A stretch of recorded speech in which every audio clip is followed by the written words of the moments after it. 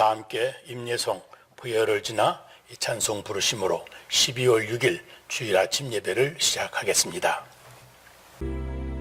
보혈을 지나 하나님 품으로 보혈을 지나 아버지 품으로 보혈을 지나 하나님 품으로 한 걸음씩 나가네.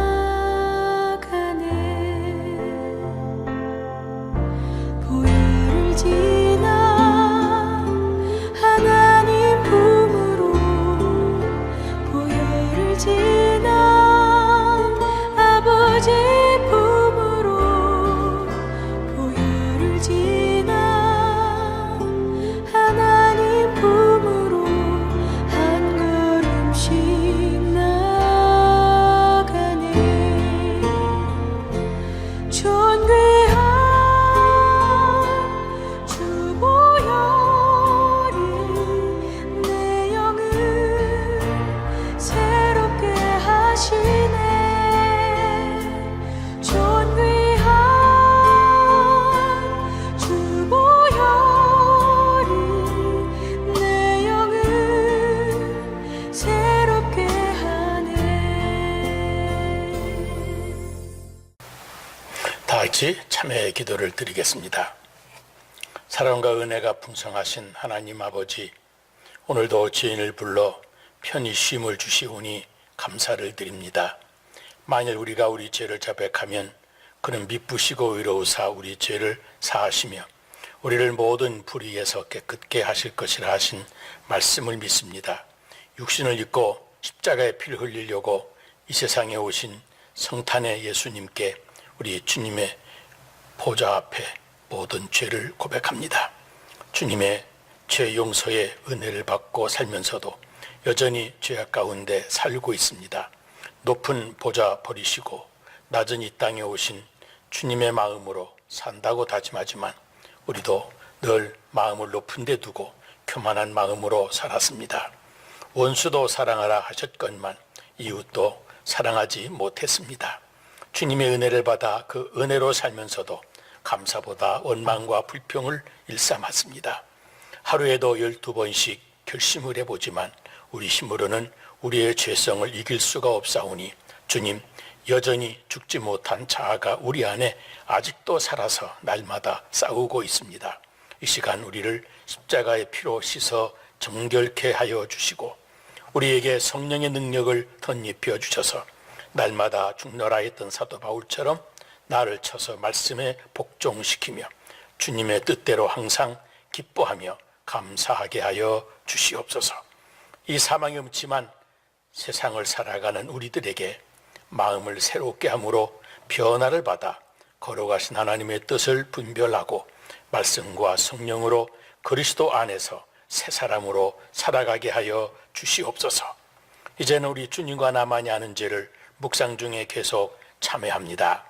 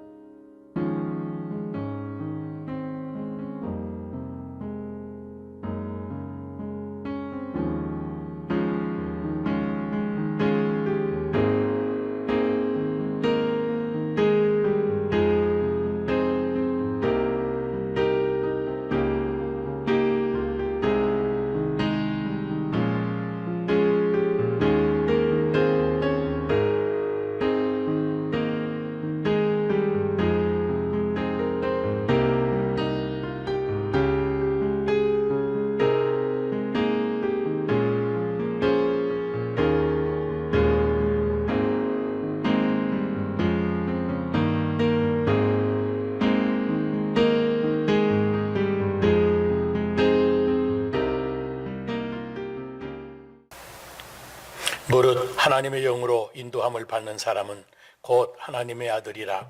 성령이 친히 우리의 영과 더불어 우리가 하나님의 자녀인 것을 증언하시느니라. 그런즉 이제 그리스도 예수 안에 있는 자에게는 결코 정죄함이 없나니 이는 그리스도 예수 안에 있는 생명의 성령의 법이 죄와 사망의 법에서 너를 해방하였음이니라. 오늘 우리에게 사죄의 기쁨과 구원의 확신을 새롭게 하여 주시오니 감사드리오며 이제는 사도신경으로 우리의 신앙을 고백합니다. 전능하사 천지를 만드신 하나님 아버지를 내가 믿사오며 그 외아들 우리 주 예수 그리스도를 믿사오니 이는 성령으로 잉태하사 동정녀 마리아에게 나시고 본디오 필라도에게 고난을 받으사 십자가에 못 박혀 죽으시고 장사한 지 사흘 만에 죽은 자 가운데서 다시 살아나시며 하늘에 오르사 전능하신 하나님 우편에 앉아 계시다가 저리로서 산 자와 죽은 자를 심판하러 오시리라. 성령을 믿사오며 거룩한 공회와 성도가 서로 교통하는 것과 죄를 사해 주시는 것과 몸이 다시 사는 것과 영원히 사는 것을 믿사옵나이다. 아멘. 아멘. 이제 찬송가 제9장 하늘에 가득 찬 영광의 하나님, 이 찬송 부르시겠습니다. 하늘에 가득 찬 영광의 하나님, 온 땅에 충만한 존귀하신 하나님, 생명과 빛으로 지혜와 권능으로 언제나 우리를 지키시는 하나님, 성부와 성자와 성령 삼위의 하나님, 우리 예배를 받아주시옵소서. 사랑이 넘치는 자비하신 하나님, 은혜가 풍성한 구원의 하나님, 참회의 심령에 평안을 주시옵고 죄악과 허물을 용서하여 주소서. 찬송과 영광과 생명 구원의 하나님, 우리 예배를 받아주시옵소서. 연약한 심령을 굳게 세워주시고 우둔한 마음을 지혜롭게 하시고 주의 뜻 받들어 참되게 살아가며 주 말씀 따라서 용감하게 하소서. 권능과 지혜와 사랑 은혜의 하나님, 우리 예배를 받아주시옵소서. 주 앞에 나올 때 우리 마음 기쁘고 그 말씀 인되어 새 희망이 솟는다. 고난도 슬픔도 이기게 하시옵고 영원에 잇대어 살아가게 하소서. 우리의 자랑과 기쁨 생명의 하나님, 우리 예배를 받아주시옵소서.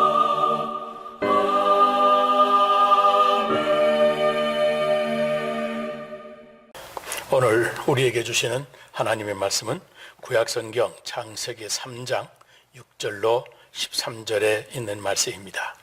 창세기 3장 6절로 13절에 있는 말씀 제가 봉독해 드립니다. 여자가 그 나무를 본즉 먹음직도 하고 보암직도 하고 지혜롭게 할 만큼 탐스럽기도 한 나무인지라. 여자가 그 열매를 따먹고 자기와 함께 있는 남편에게도 주매 그도 먹은지라. 이에 그들의 눈이 밝아져 자기들이 벗은 줄을 알고 무화과 나무 잎을 엮어 치마로 삼았더라. 그들이 그날 바람이 불 때 동산에 거니시는 여호와 하나님의 소리를 듣고 아담과 그의 아내가 여호와 하나님의 낯을 피하여 동산나무 사이에 숨은지라.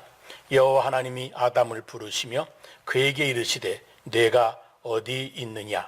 이르되 내가 동산에서 하나님의 소리를 듣고 내가 벗었으므로 두려워하여 숨었나이다. 이르시되 누가 너의 벗었음을 내게 알렸느냐. 내가 내게 먹지 말라 명한 그 나무 열매를 내가 먹었느냐. 아담이 이르되 하나님이 주셔서 나와 함께 있게 하신 여자 그가 그 나무 열매를 내게 주므로 내가 먹었나이다. 여호와 하나님이 여자에게 이르시되 내가 어찌하여 이렇게 하였느냐. 여자가 이르되 뱀이 나를 꿰므로 내가 먹었나이다. 아멘. 아멘.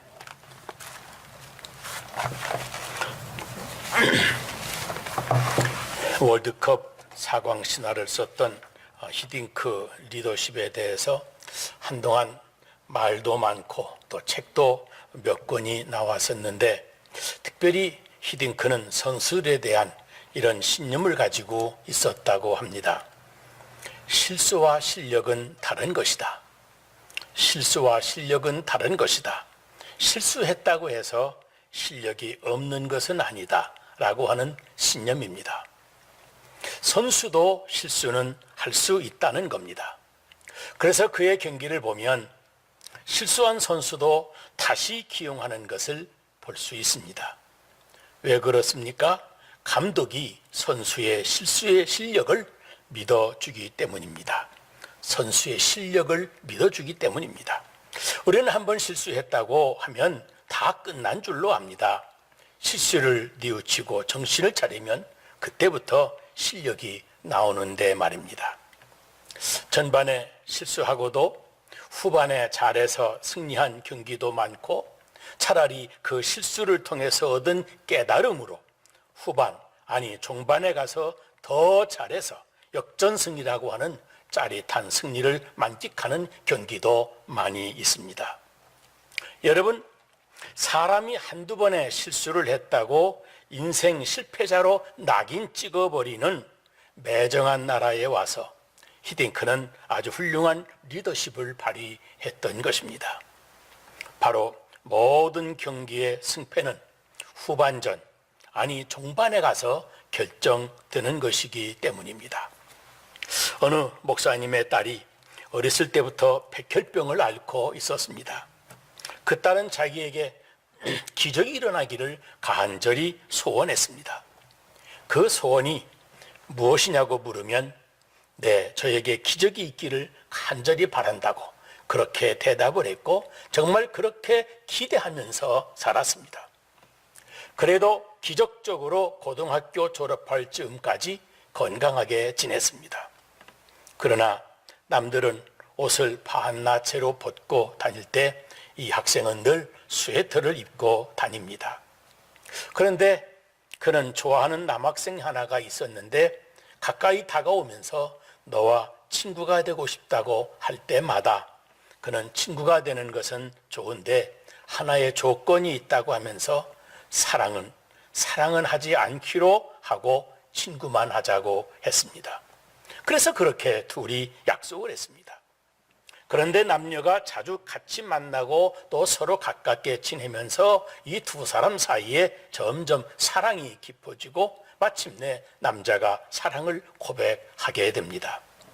그러자 여학생은 여러 번 말을 했지만 이러면 약속이 틀리지 않느냐, 사랑은 절대로 안 된다고 번번이 거절을 합니다. 그러는 중에 이 남자가 끝내 절대로 안 된다고 하는 그 이유, 그 비밀을 알아냈습니다. 바로 이 여학생이 백혈병이 있어서 언제 죽을지 모르기 때문이라고 하는 사실입니다. 그런데 남학생은 이 백혈병 환자인 것을 알면서도 그 남학생은 여학생에게 열렬하게 순수한 사랑을 고백하며 계속해서 결혼을 하자고 졸라댔습니다. 그 남학생의 진정 어린 사랑을 느끼게 되면서 여학생은 하나님이 원망스럽다고 고백을 합니다. 나는 왜 젊은 나이에 세상을 떠나야 하는지, 남들처럼 대학을 갈 생각도 못하고, 아니 또 이렇게 뜨겁게 사랑하는 사람이 생겼는데도 여기서 인생을 이렇게 끝내야 되는가, 이렇게 생각을 하면서 너무 마음이 아프다고, 나도 좀 더 살고 싶은데, 그러면서 하나님을 원망하는 것입니다. 이 두 사람이 그렇게 서로의 속마음을 이야기하면서 함께 괴로워했습니다. 그러던 중 며칠 후에 이 여학생이 남학생에게 뜻밖의 이런 말을 하는 겁니다. 이제 나는 하나님께 감사한다. 생각해보니 지금까지 산 것이 기적이다. 참 사랑을 알고 참 사랑을 받았으니 이보다 더 행복할 수가 없다. 하나님이 너처럼 착한 사람을 나에게 보내주셔서 참 사랑을 알게 해주셨고, 그 어려운 중에도 고통과 이 고독을 이만큼이라도 이길 수 있게 해주셨으니 하나님 참 감사하다고 그렇게 말을 하는 것입니다. 그 여학생, 지금 자기 현실을 올바로 보고 인정하는 것입니다. 리얼리티, 현실을 사실대로 인정하는 순간에 모든 것이 다 축복이요, 한없으신 은혜요, 하나님의 사랑이 거기 나와 함께 하고 계신 것을 깨닫게 되는 것입니다. 현실을 인정하고 보니 착한 애인을 주신 하나님이 감사하고, 더 나아가서 그 어려운 고비를 그렇게 견딜 수 있게 해주신 그 은혜까지 하나님이 다 감사한 것입니다. 여러분, 하나님과 나와의 관계에서 나의 현실, 내 오늘의 현실을, 나의 처한 위치를 정직하게 알아야 됩니다. 나는 하나님 앞에 과연 지금 어떤 모습으로 서 있는가, 어떤 모습으로 존재하는가, 이 한두 번의 실수와 잠시 당하는 오늘의 고난 때문에 이제 나는 망하게 됐다고 스스로를 저주하고 앉아있는 것인지, 그 실수, 그 고난도 내 인생을 반전시킬 수도 있는 하나님의 사랑이라고 감사하고 있는지, 나는 하나님 앞에 도대체 어떤 존재로 살아가고 있으며 내가 오늘 어디에 있는가 하는 것, 그것이 참 중요합니다. 나의 정체성, 그리고 내 현 주소가 어디인지를 바로 알아야 됩니다. 여러분, 오늘 성경에 하나님이 말씀하십니다. 아담아, 내가 어디 있느냐? 이것은 장소를 묻는 것이 아닙니다. 이 말씀의 뜻은 어떤 상태에 있는가 하는 것을 묻는 것입니다. 로케이션이 아니고 지금 마음의 애티튜드, 그 상태, 태도에 대한 질문입니다. 아담아, 내가 지금 어느 지경에 있느냐 하는 것을 묻는 것입니다. 또 한 가지는 몰라서 묻는 것이 아닙니다. 창조주 하나님께서 아담이 어디에 있는지를 모르시겠습니까? 다 알고 묻는 것입니다. 그러나 아는데도 그 이유를 물어보시는 것은 아담이 자기가 어떤 상태인 것을 스스로 알고 고백해 주기를 바라고 계신 질문입니다. 우스운 이야기지만 숨바꼭질 할 때에도 숨은 사람은 여러분 가만히 있어야 됩니다. 그렇지 않습니까? 어디 있느냐 하니까 나 여기 있습니다 하면 되겠습니까? 그게 얼마나 넌센스입니까? 그런데 성경에 보면 어디 있느냐고 물으시는 하나님, 그 하나님이 물으시니까 아담이 그럽니다. 나 여기 있습니다 하고 대답을 합니다. 더나 나 여기 숨어 있습니다 하고 대답을 합니다. 아니, 세상에 여기 숨었다고 하는 말처럼 한심한 말이 여러분 어디 있습니까? 그러나 사실 아담이 말할 수밖에 없었던 그 상황, 이것이 하나님과 아담의 대화에 나오는 현재 장면입니다. 하나님이 기대했던 대답은 내가 먹지 말라 한 것을 먹었습니다. 하나님의 말씀을 내가 거역했습니다라고 하는 고백, 그 진실한 대답을 기다리신 것입니다. 그러나 끝까지 아담은 내가 먹었습니다라고 정직하게 고백하지를 않고 있습니다.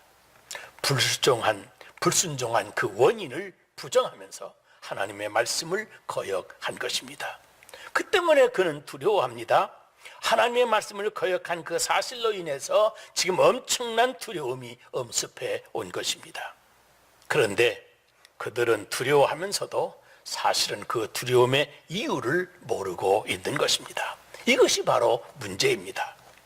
마치 우리가 병에 걸렸을 때 아픈 증상을 보고 아픈 것은 알지만 그 원인을 모르는 것과 같이 불순종의 결과 그 증상을 내가 알고 그 고통을 내가 치르고 있으면서도 그 원인을 모르고 그 증상, 두려움만 겪고 있는 것입니다.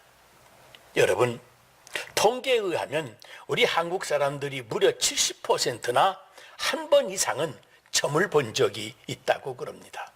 아마 여러분들 중에도 보신 분이 계실지 모르지만 뭐 토종비결이니 뭐니 점을 보고 다니는 사람들, 뭐 그런 걸 요즘 시대에 뭘 보러 다니느냐 그랬더니 여러분 뭐라고 대답하는지 아십니까?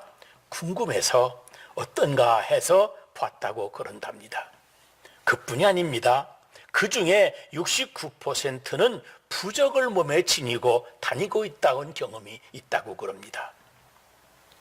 초등학교 1학년 아이들이 학교 갈 때 할머니가 주머니에 부적을 넣어줘서 초등학교 아이들 주머니에도 몸에 부적이 있다는 것 아닙니까? 여러분, 우리가 왜들 이러는 겁니까? 사실은 불안해서 그렇습니다. 두려워하는 마음이 있어서 그런 겁니다. 세상이 두렵습니다. 환경이 두렵습니다. 운명이 두렵고 죽음이 두렵고, 이 두렵다고 하는 것은 아는데 그 두려움이 어디서 온 것인지를 모르고 있는 겁니다. 바로 이것은 하나님과의 단절된 관계에서 온 것입니다. 하나님과의 관계가 잘못되었습니다. 말씀을 들었으나 그 말씀 어기고 범죄했기 때문에 이 두려움이 있다고 하는 걸 모르고 있는 겁니다.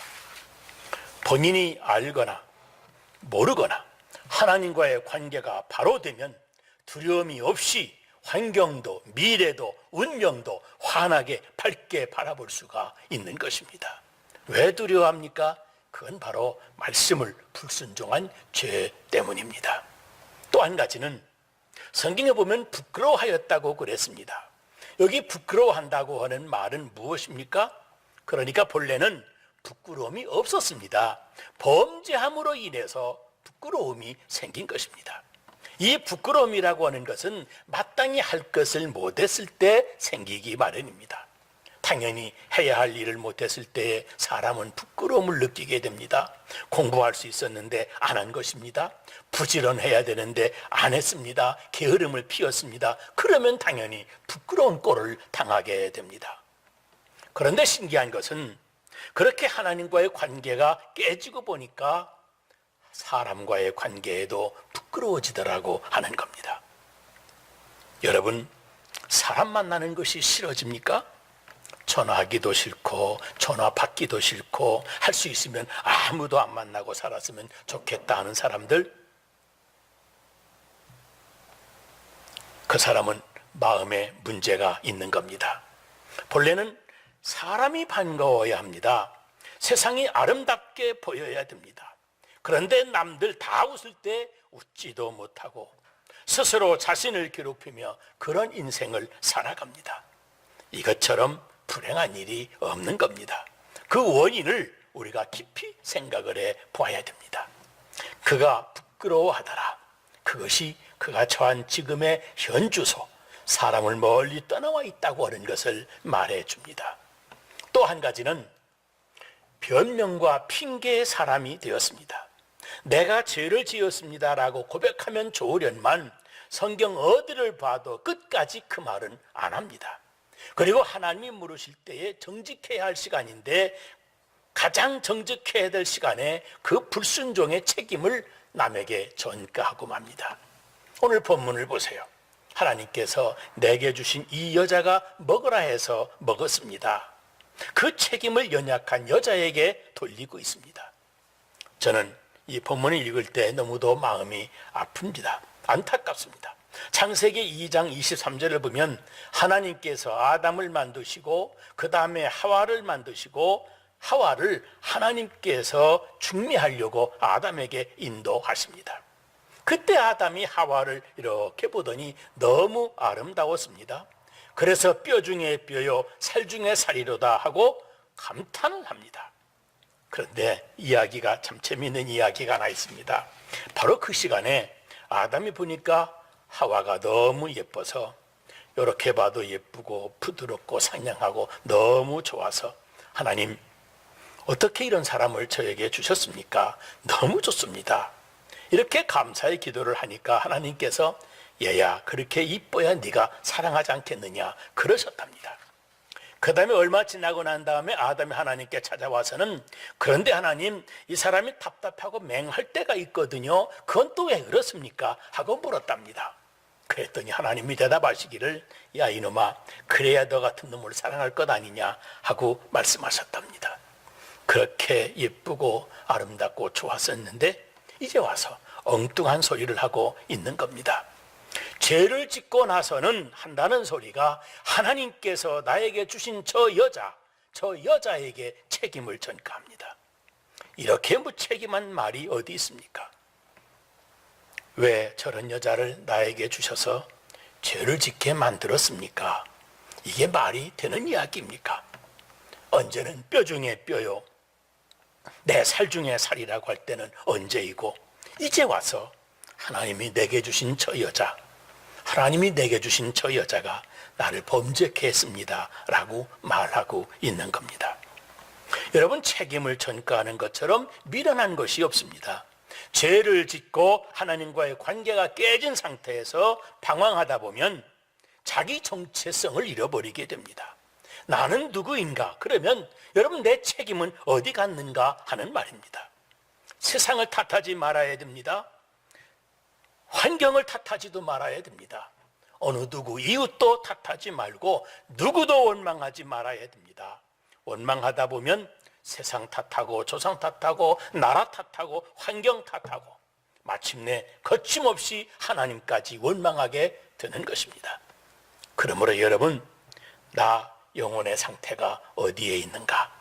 절대로 변명하든가 핑계하든가 책임을 전가하는 초라한 인간이 되지를 말아야 됩니다. 또 한 가지는 숨어버리는 겁니다. 인간의 잘못된 행위를 도덕적으로 임의적으로 해석을 하면서 자기의 잘못을 숨기는 겁니다. 이게 무슨 말이냐 하면 절대 기준에 의해서 도덕적으로 해석을 해야 되는데 인위적으로 상황에 따라서 저희들 마음대로 해석하고 있다고 하는 겁니다. 그런 식으로 인간이 자기를 숨어버리는 겁니다. 보세요. 현대인들 얼핏 하면 자기를 숨겨버리고 맙니다. 자기가 저지른 범죄 현실을 숨기는 겁니다. 여러분 TV에서 보셨죠? 가끔 부정 문제 때문에 검찰에 끌려가시는 분들을 보세요. 검찰청 앞에서 기자들이 물으면 자기는 절대 결백하다고 말을 합니다.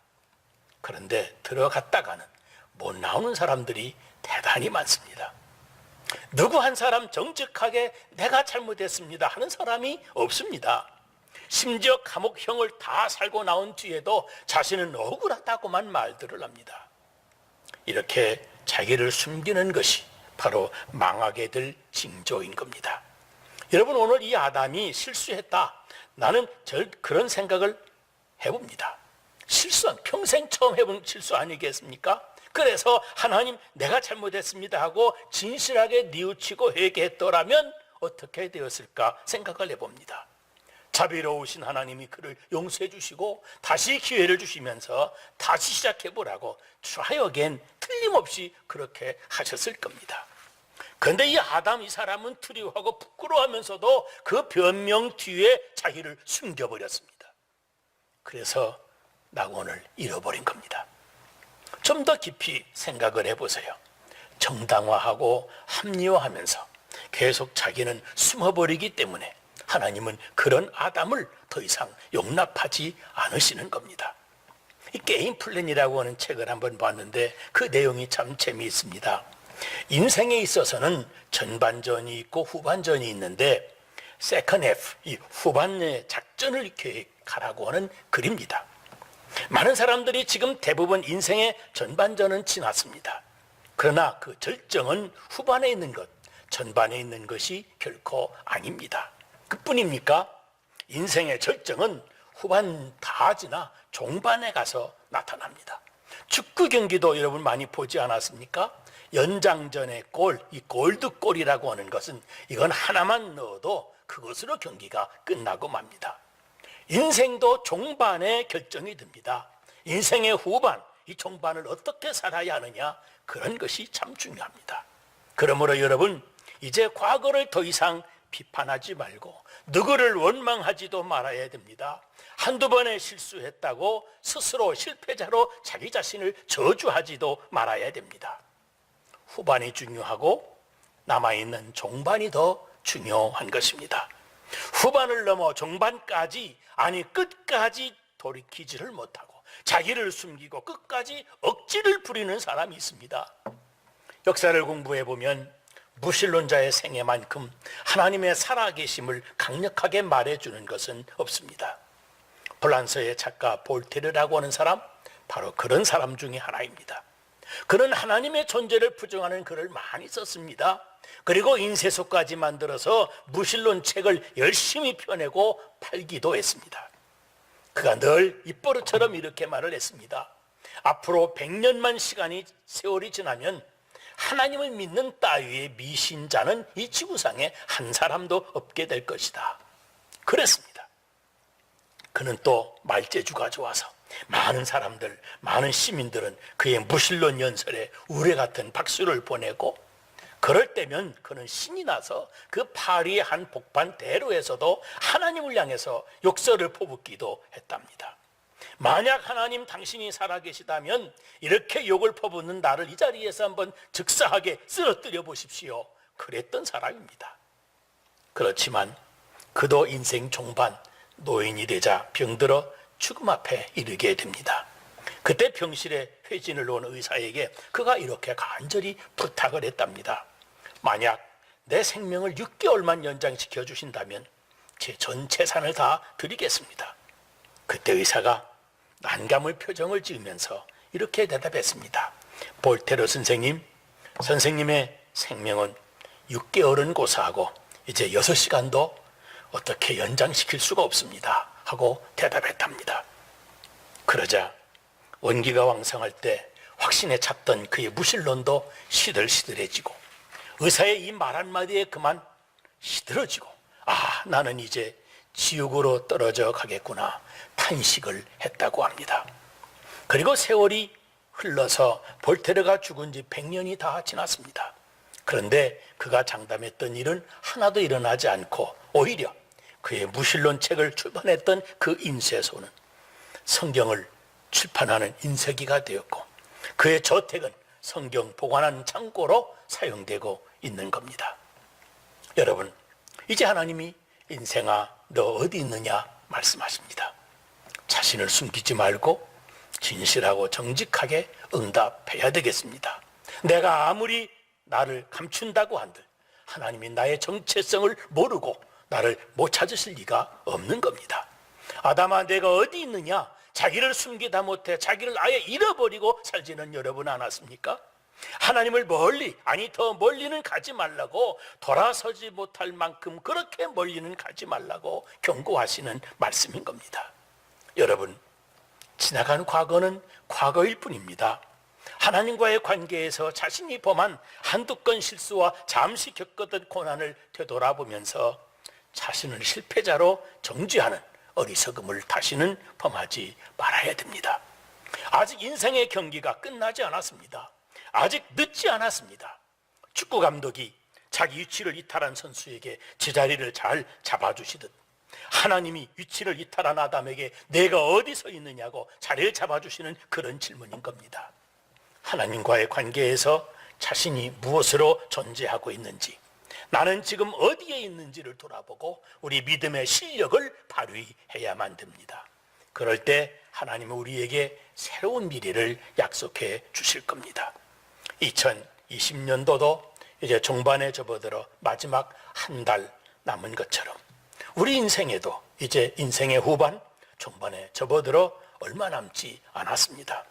이제라도 내가 하나님의 자녀로서 산다고 하는 것이 무엇인지, 지금 나는 어디를 향해 가고 있는 것인지, 어디에 있는지 나의 삶을 되돌아보고 하나님의 자녀의 명예와 위치를 회복해서 다시 한번 이 한 번밖에 없는 우리의 인생을 끝까지 믿음이 있는 자처럼 경주할 수 있게 되시기를 주의 이름으로 축복합니다.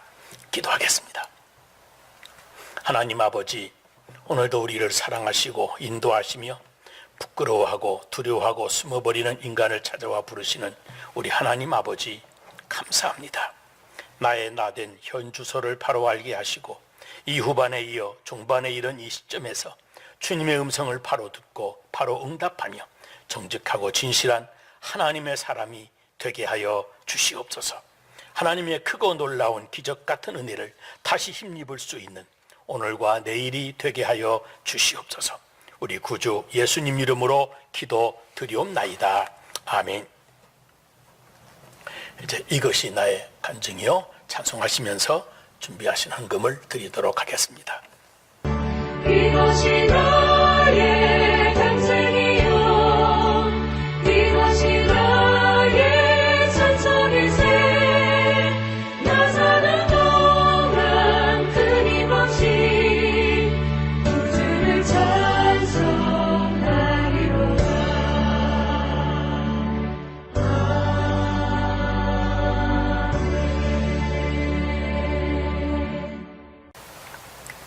기도하겠습니다. 사랑이 많으신 하나님 아버지, 우리들의 경배를 받아주시오니 감사를 드립니다. 우리 주님 앞에 마음과 정성을 모아 올려드립니다. 축복을 약속하신 말씀을 믿고 순종하는 마음으로 11조 예물을 드립니다. 우리의 믿음을 증명하는 정성을 받으시고 약속하신 축복을 허락하여 주시옵소서. 동방박사들이 정성을 다해 아기 예수님께 정성을 다하여 예물을 드렸듯이 사망이 온지만 골짜기에 사는 이 험악한 세상을 살아가는 저희들이지만 눈동자와 같이 보호하시는 하나님의 손길을 깨닫고 감사의 예물을 드립니다. 적은 것일지라도 우리 마음의 고백이며 정성이오니 감사의 손길들을 외면하지 마시고 그 손으로 행하는 모든 일에 임마누엘의 축복으로 갚아 주시옵소서. 우리 안디옥 교회가 주의 몸된 거룩한 교회임을 믿고 사랑하는 마음으로 또 주님을 사랑하는 마음으로 정한 주정헌금과 주일헌금을 드립니다. 또 땅끝까지 주님의 복음을 전하라는 지상명령에 순종해서 선교헌금도 드립니다. 구하라 주실 것이라 하신 말씀을 믿고 또 찾으라 찾을 것이라 하신 말씀을 믿고 문을 두드리라 열리리라 하신 말씀을 믿고 우리 마음의 소원을 담아 소원 예물도 드립니다. 우리의 간절한 마음과 정성을 그대로 받아주시고 드린 손길들마다 그 마음의 소원이 이루어지게 하여 주시옵소서. 우리 구주 예수님 이름으로 기도 드리옵나이다. 아멘. 아멘. 이제 광고 말씀을 드립니다. 오늘 영상 예배 이렇게 참석하신 여러분 감사를 드리고 하나님의 은혜와 평강이 여러분에게 여전히 함께 하시기를 기도합니다. 아시는 것처럼 우리 교회는 주일 1부, 2부 예배를 제외한 모든 모임을 모이지를 않고 예배를 위해서 한국어가 필요하신 분들에게 한국어 영상 예배를, 또 영어가 편하신 분들을 위해서 영어 영상 예배를 제작해서 보내드리고 있습니다. 코로나 팬데믹 기간 중에도 어찌하든 여러분 예배 생활 중단하지 말고 열심을 다해서 정성을 다해서 예배를 꼭 드리시기를 바랍니다. 한 주간 집에서 말씀을 공부할 수 있도록 성경 공부 문제지와 또 설교 말씀 묵상 문제를 함께 주보에 실었습니다. 답안지를 작성해서 동봉한 봉투에 담아서 교회로 보내주시거나 교회 오시면 교회 오실 때 헌금함에 넣어주시면 되겠습니다. 교회는 주일 예배 전후에 본당과 친교실 그리고 화장실까지 방역을 실시하고 있습니다. 수고하신 방역위원들께 감사를 드립니다. 또 혹시 여러분들 중에 방역에 함께 동참해 주실 분 계시면 신청해 주시면 그분들 중에 원하시는 분들과 교대하도록 하겠습니다. 오늘 2부 예배 후에 우리 교회에서는 대청소를 실시합니다. 참여하신 분들 2부 예배 오신 분들일 텐데 남아주시면 청소를 다 분담해서 하도록 안내해 드릴 겁니다. 자유민주주의가 실현되고 있도록 우리 한국을 위해서 기도해 주시고, 청교도 신앙으로 세워진 미국을 위해서도 신앙적인 나라가 될 수 있도록 여러분 기도해 주시기를 바랍니다. 이사입니다. 이제 다 함께 주기도송 부르심으로 기도하고 축도로 마치겠습니다.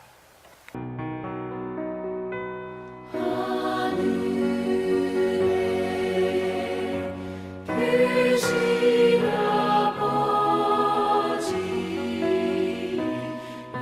이름 거룩하사 주님 나라 임하시고